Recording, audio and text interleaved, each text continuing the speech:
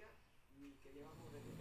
Y esto, a nuestro juicio, para OCU, produce un sobreprecio en el precio de la electricidad que al final se traslada a la factura que pagamos todos. 7 € más cara que la del mes pasado. Tengo la sensación, por desgracia, Enrique, de que vivimos, bueno, algo así como un bucle, porque periódicamente estamos viviendo subidas de este tipo y las explicaciones que nos dan